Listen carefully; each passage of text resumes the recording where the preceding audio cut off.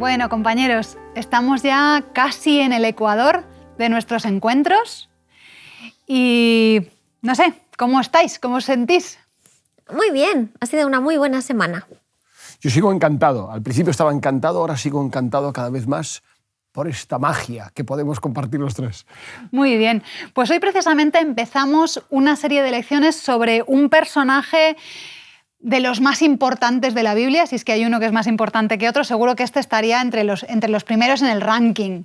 Y es que vamos a empezar a hablar de Abraham, de un personaje que es importante no solamente para la religión cristiana, sino para las tres religiones monoteístas más importantes, también para el Islam y para el judaísmo. Y me gustaría que empezásemos comentando qué es lo que sabemos de Abraham desde el texto bíblico. ¿Qué es lo que nos dice la Biblia sobre Abraham, sobre él como persona? Bien, lo primero que me gustaría decir es su origen, de dónde venía, que eso es algo sorprendente y extraordinario en la vida de Abraham por el llamamiento que recibe. Y quiero llevaros a Josué 24:2, donde habla acerca de su origen familiar, ¿no? Y su origen también religioso. Dice, así dice el Dios de Israel, vuestros padres habitaron antiguamente al otro lado del río, normalmente hacía referencia al río Éufrates, ¿no? Esto es, Taré, padre de Abraham y de Nacor, y servían a dioses extraños. Eso es muy interesante, porque a veces podemos pensar, idealizar los personajes bíblicos y pensar, ¿verdad?, que su origen es maravilloso, idílico, es absolutamente fantástico y estupendo, pero en muchos casos, si la Biblia es maravillosa en ese aspecto, no es así, sino sus orígenes vienen en otra dirección o de otra manera. Aquí vemos, por ejemplo, que su familia era idólatra. Servía a dioses extraños. Y él sale de Ur de los Caldeos. Sabemos que Ur era una ciudad muy importante en la antigua Caldea, antigua Mesopotamia, antigua Babilonia, ¿no? Que seguro que Priscila nos podría decir muchos más detalles. Y entonces sale de ahí. En teoría, de un hogar idólatra. Sin embargo, Dios lo llama. Eso es algo extraordinario. Entonces, ¿qué nos está diciendo eso? Que Dios veía algo muy especial en Abraham, por eso lo llama, y que no era su corazón, ni su mente, ni su forma de vivir con esa cultura idólatra que tenían sus familiares.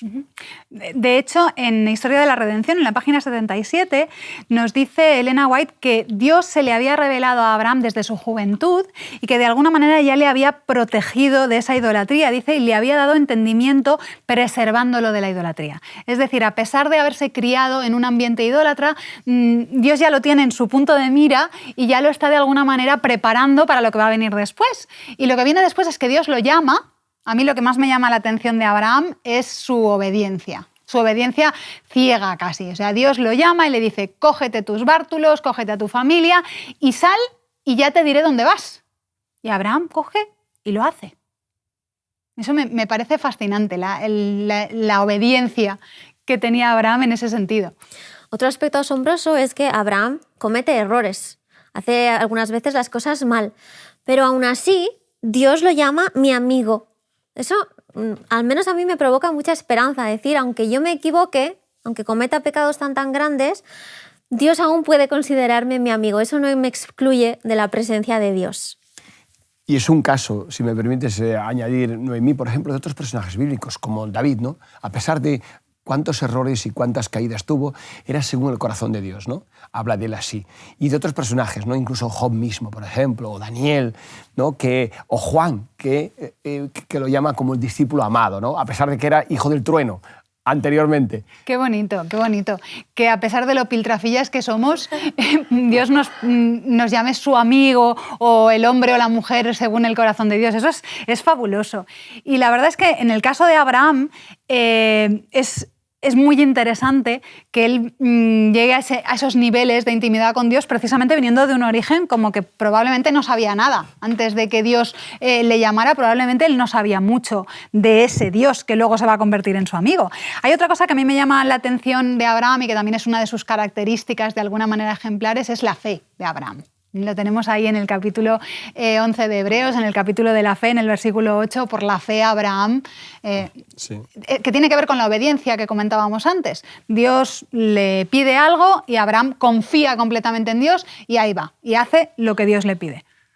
¿Alguna otra cosa que recordemos de la historia de Abraham y que nos llame la atención, que queramos comentar así al principio? Elena de White en su libro La educación nos dice que Abraham es una gran influencia para el resto de personas y dice el texto, dice, y la influencia de Abraham se extendió más allá de su casa. En cualquier lugar levantaba su tienda, erigía un altar a su lado para ofrecer sacrificios y adorar. Cuando trasladaba la tienda a otro lugar, quedaba el altar y más de un nómada cananeo que había llegado a conocer a Dios por medio de la vida de Abraham, su siervo, se detenía junto a ese altar para ofrecer un sacrificio a Dios. Es decir, que su influencia va más allá que incluso sus propios familiares o su propia casa. Es una persona que tiene una influencia muy grande y muy positiva para el resto de los habitantes de la tierra de Canaán. Así que podríamos decir que Abraham fue el primer influencer. Seguramente. Que ahí sus altares serían, pues no sé, esos posts, a lo mejor eso que va dejando él ahí, que va dejando su semillita para que otras personas se puedan encontrar con su Dios. Qué bonito, qué interesante. Su Instagram, ¿no? Su Instagram, por ejemplo, muy bien. Por ejemplo, dejándole ahí todos sus detalles. Pero como comentaba Priscila hace un momentito, Abraham no es perfecto. Y tenemos en el estudio de esta semana, vemos un capítulo ahí en el que Abraham no se comporta como el hombre de fe, que es cuando sale de Ur para irse hacia un destino desconocido. Llega un momento en el que hay una hambruna y él en ese momento no confía en que Dios le dará de comer, no le pregunta a Dios qué tiene que hacer, sino que decide irse a Egipto. Y en Egipto tenemos esa historia extraña en la que Abraham decide defenderse de alguna problemática. Él considera que puede pasar algo porque su mujer es demasiado hermosa y seguramente pues igual alguien se encapricha de ella y para protegerse a él y protegerla a ella lo que hace es mentir. Bueno, o decir una media verdad, porque realmente sí que tenían un parentesco, pero bueno, es mi hermana y entonces pues nos encontramos con toda esa situación con el faraón en el que finalmente ahí el bueno de los dos es el faraón. El que le dice, tú no estás siendo honrado y has hecho que casi cometa un pecado muy grave, es el faraón. Claro, lo que es muy extraño, pero nos habla de la historicidad del texto bíblico. Es decir, cuando Moisés escribe este texto, lo escribe de manera en la que los egipcios no son los malos. En todo caso, en este momento se están comportando como los buenos. Eso nos habla de la gran objetividad que tiene Moisés al escribir el texto. Claro, eso no lo había pensado, porque si te pones desde el punto de vista del autor del Génesis, que es Moisés, pero que lo escribe ya después de toda la problemática que él tiene en Egipto y de todas sus historias, y aún así es capaz de explicar la historia con objetividad y decir, no, aquí el que se comporta es el faraón. Pero a mí de esta historia lo que más me llama la atención es que cuando se termina este paréntesis, cuando Abraham vuelve, es como si casi no existiera. Vuelve al mismo punto donde lo había dejado antes. Cuando obedece la orden de Dios, el texto nos explica que va pasando por diferentes lugares, que va a Betel, que luego va al Negev, y aquí hace el recorrido contrario. Sale de Egipto, se va a Negev y luego vuelve a Betel al mismo lugar donde había hecho ese altar.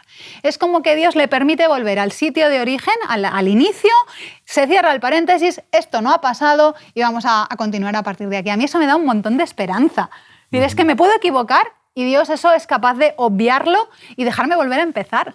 Y además, en el caso de Abraham, era un fantástico misionero, el primer gran misionero, porque él por donde iba dejando sus altares a cada lugar, como tú has indicado hace un momento, y volvió otra vez a Betel y vuelve otra vez al mismo altar que había dejado allí. Y en cada uno de ellos dice el texto que invocaba a Dios, ¿no? Entonces, estaba dejando como quien marcaba su territorio y diciendo, este es el territorio de mi Dios, el territorio del Dios que yo he aceptado y que me ha llamado.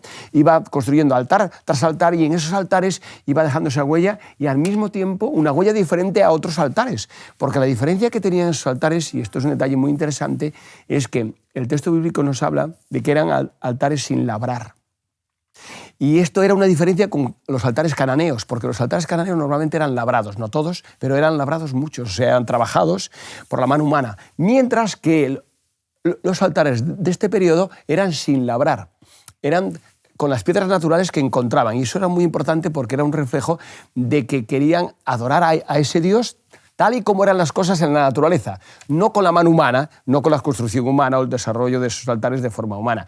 Y es muy interesante porque es una distinción también que había entre los altares que tienen o que manifiestan los patriarcas y realizan con relación a otros pueblos o a otros altares que se hacían en esos periodos.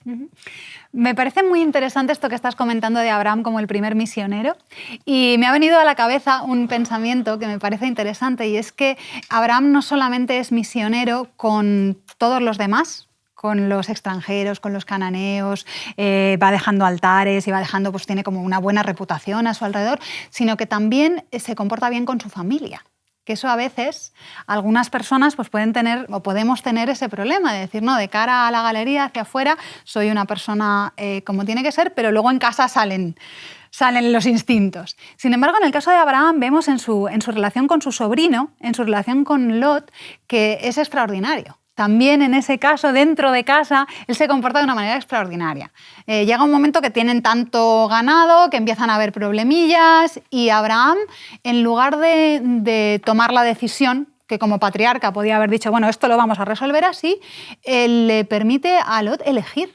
Le dice, ¿dónde quieres ir? ¿Cómo lo hacemos esto? ¿Cómo lo arreglamos? Y respeta la decisión de Lot. Y eso me parece muy bonito. Sí, y además a mí me gustaría añadir sobre eso que has dicho, que Dios dice de algo muy, muy especial. Dice, yo sé que mandará a su casa después de sí que anden en mis caminos. Por eso, fijaos que extraordinario, alguien que sale de la idolatría, que sale de un mundo totalmente opuesto al plan divino y que de pronto es aquel que mandará a su casa y a su descendencia y a sus generaciones futuras que andarán en mis caminos, ¿no? Y los altares fueron una muestra de eso, como decíamos antes, pero también su carácter. Porque tiene elementos, como tú acabas de decir, Noemí, muy buenos, extraordinarios del carácter. Es decir, por ejemplo, en cuanto a Lot, le deja elegir. Dice, no altercaré contigo. No quería, o sea, era un hombre pacífico, no de conflictos, mientras que era diferente en el caso de Lot, que le gustaba, ¿no?, digamos, aparentar y elegir lo que él consideraba que era lo mejor, que después resultó que fue lo peor, como vamos a estudiar más adelante sobre Sodoma y Gomorra. Pero hay elementos que le da el elegir, es decir, él se pone en un segundo lugar, él elige lo último y además en otra dirección. Es fantástico ese carácter que demuestra cómo se había ido curtiendo con Dios a lo largo del tiempo. Y lo bonito es que cuando él deja a Lot elegir, Abraham luego recibe una promesa de Dios como diciendo, lo has hecho bien, y tú vas a recibir todo esto también. O sea, después de que cuando se separan Abraham y Lot, en el capítulo 13 de Génesis, en el versículo 14, Jehová le dice a Abraham, después de que Lot ya se va a su tierra, le dice, alza ahora los ojos y desde el lugar donde estás, mira al norte, al sur, al oriente y al occidente, toda la tierra que ves te la daré a ti y a tu descendencia para siempre. Es decir, al fin y al cabo vosotros os podéis repartir la tierra como queráis, pero si tú me escoges a mí, todo esto va a ser para ti, para tus descendientes. Y me recuerda a otra historia de la Biblia en la que hay alguien que escoge bien, que es Salomón. ¿Os acordáis cuando Dios le dice a Salomón, ¿qué quieres? Y le podía haber pedido cualquier cosa. Y Salomón lo que le pide es sabiduría. Lo vemos en Primera de Reyes 3, en el versículo 10. Dice, y al Señor le agradó que Salomón pidiera esto. Y le dijo Dios, ¿por qué has demandado esto y no pediste para ti muchos días, ni pediste riquezas, ni pediste la vida de tus enemigos, sino que demandaste para ti inteligencia para oír juicio? Voy a obrar conforme a tus palabras, ¿vale? Te voy a dar lo que me has pedido y además, en el versículo 13 dice, también te he dado las cosas que no pediste, riquezas y gloria, de tal manera que entre los reyes ninguno haya como tú en todos tus días. Es decir, cuando uno escoge a Dios, recibe más. Siempre. Y es bonito, porque lo vemos en Abraham, lo vemos también en Salomón, que cuando tú sabes escoger, Dios te da más de lo que le pides. Me parece muy interesante. Parece entonces muy importante las decisiones que tomamos. Lot, por ejemplo, eligió mal, entró rico en la ciudad de Sodoma y salió el pobre, más pobre y casi viudo por las elecciones que había realizado en su vida. Eso nos habla de que tenemos que tomar muy buenas elecciones en nuestra vida, plantearlo, ponerlo en oración. Sí, y además en ese aspecto hoy en día es un aspecto muy importante dentro de la psicología, en el campo del marketing, comercial, etcétera. La toma de decisiones, la capacidad y habilidad para tomar decisiones y tomar buenas decisiones, ¿no? En negocios, en el trabajo, en la relación con los demás, en la relación con los hijos, etc. En todos los aspectos. Por tanto, ese aspecto desde el principio está muy remarcado en la Biblia. Es decir, las elecciones que hace cada uno cada uno de los personajes y hacia dónde se dirige en cada momento. Desde Génesis, de principio, vamos viendo esas elecciones. Lo vimos en Caín y Abel en lecciones anteriores, lo hemos visto después en el caso del diluvio, con Noé y su familia y el resto de la humanidad, etcétera, como el tema de la elección desde Génesis 3 está marcando y Génesis 2 marcando el camino de la humanidad, ¿no? Y otra cosa que es muy bonita de esta historia y de esta relación entre Abraham y Lot es que nos muestra la influencia que podemos llegar a tener en otras personas y en sus vidas. O sea, Lot se salva en varias ocasiones después gracias a Abraham. Hemos comentado ya, y lo veremos en detalle en el futuro, en el tema de Sodoma, cuando la destrucción final de Sodoma, pero antes que eso está todo el tema este de la guerra que vemos en esta semana, que vienen y se lo llevan prisionero y es Abraham el que se va a rescatarlo. Él no quería intervenir en esa guerra porque no iba con él, pero en el momento que le tocan a su sobrino, aunque su sobrino probablemente se lo merecía, dice, bueno, ¿tú te has querido ir a vivir ahí? Bueno, pues ahora a pechuga, no, Abraham va a buscar a otras personas. Eso a lo mejor nos lo podías explicar un poquito, Priscila, el tema este de cómo funciona Abraham, en irse a buscar a unos compañeros que le ayuden en el rescate. Pues sí, es muy extraño, porque también desde la historia y desde la arqueología hemos querido saber un poco más acerca de esta gran figura de Abraham. Cuando estudiamos en profundidad el texto bíblico, nos damos cuenta de que Abraham no encaja realmente con esta idea que tenemos normalmente en nuestra mente de que Abraham es un beduino. Es un beduino, un nómada que va de un lado a otro con sus ovejitas, un gran patriarca, muy afable, muy amable, que seguramente lo fuera. Pero su perfil, cuando leemos el texto bíblico, nos dice, por ejemplo, que era muy rico. Nos dice también que se codea con personas de gran calibre, con el faraón de Egipto, con el rey de otra zona de Canaán, y que además tiene en su mano y en su poder a unos 300 hombres que saben cómo luchar, cómo hacer la guerra y que tienen armas. Entonces, eso no encaja con la idea que tenemos de un beduino. Un beduino con sus ovejitas que va de un lugar a otro no puede hacer todo eso, no puede acceder a la presencia del faraón. Hoy en día vemos que encaja con la figura que llamamos un jabiru o apiru. Este grupo social, que lo llamaríamos grupo social, es un poco marginal. Se encuentra fuera de lo que conocemos como dentro de Mesopotamia, tanto las ciudades como la forma de vida normal, ¿vale? Tenemos a la gente que vive en la ciudad, a los reyes, a los beduinos, y tenemos a estos jabirus o apirus, que son unos señores que se dedican a realizar intercambios comerciales en el sentido de que yo busco una tierra en la que vivir y a cambio te ofrezco protección. Entonces, puedo estar en muchas ciudades, puedo irme de un lugar a otro sin ningún problema y consulto con los reyes o con los faraones, digo, ¿quieres mi protección? Tengo 300 hombres armados, somos muy buenos, hemos ganado esta guerra, esta otra, y a cambio de que tú nos dejes quedarnos en este trocito de tierra, te protegemos. Entonces, Abraham encaja muy bien con esta figura de los japirus. ¿Qué ocurre? Ocurre que su grupo de Jabirus pues es muy distinto al resto. Tiene una característica fundamental que es el monoteísmo de Abraham. Como Abraham es monoteísta y cree en Dios, el resto de personas de su grupo también forma parte de este grupo monoteísta. Eso es lo que lo diferencia del resto de Jabirus mesopotámicos. A lo mejor esto nos da un poco de luz también a esta influencia de Abraham. La influencia de Abraham llega a ser tan grande y llega a poder alcanzar ciertas esferas que a lo mejor en esa imagen que teníamos, porque es la que tenía yo, del Abraham con sus ovejitas de un lado a otro, pues a lo mejor no hubiera podido tener. Así que muchas gracias por esa visión desde la arqueología, Priscila. Me has recordado cuando hablabas de que Abraham se codea con los reyes a otro personaje que sale en la lección de esta semana que es súper interesante, que es Melquisedec. ¿Os acordáis cuando termina toda la historia de la guerra, que vuelve con Lot, que ya libera a todos los prisioneros y todo esto? Aparece un personaje nuevo que no estaba entre los reyes que estaban guerreando, que es el rey de Salem. Lo que nos dice el texto, que está en Génesis 14, a partir del versículo 18.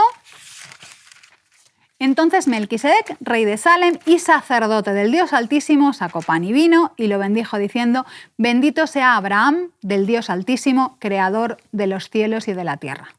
Y bendito sea el Dios Altísimo que entregó a tus enemigos en tus manos. Y Abraham le entregó los diezmos de todo. Esta historia es como muy especial y muy extraña. Es como que no pega.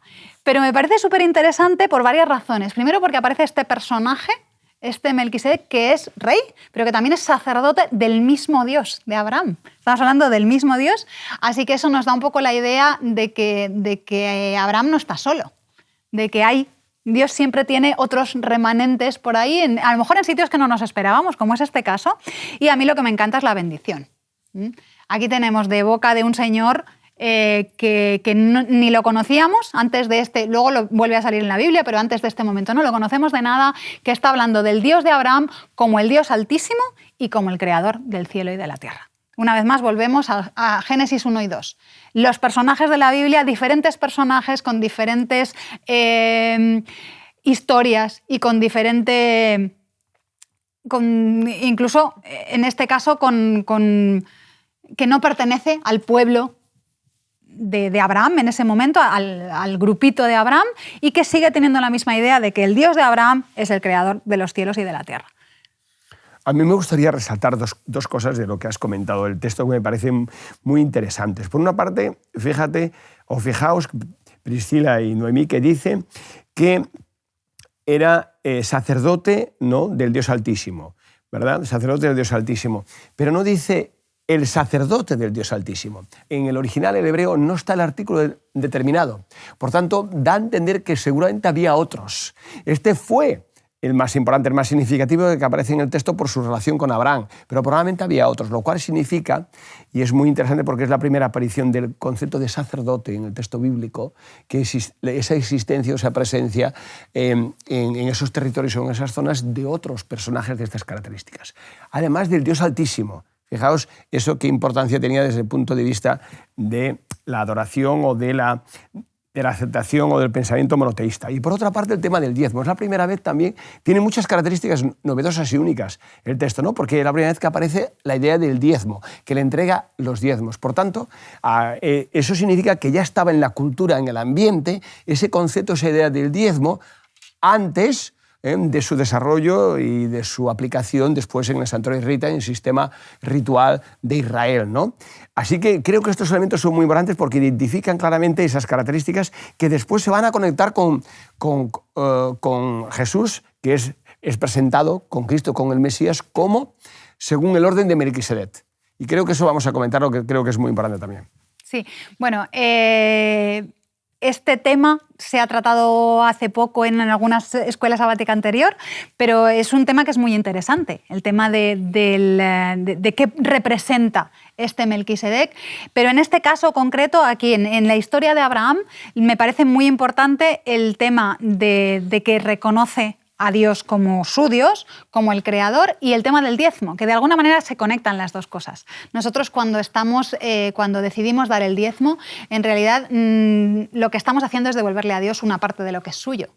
Y lo hacemos como reconocimiento de que Él es no solamente el que lo ha hecho todo, sino el que nos lo da todo. Y entonces es pues un poquito. No es algo que tenga que suponer un esfuerzo, no es algo que sale de nosotros, sino que es algo que simplemente, pues eso, es reconocer a Dios como creador, a Dios como dador de todo y un poquito pues ese reconocimiento. Y me parece que es muy bonito. Pero a mí, discúlpame, también quería añadirte algo muy importante, que eso refleja también algo fundamental, ¿no? Hasta dónde había llegado la fe de Abraham.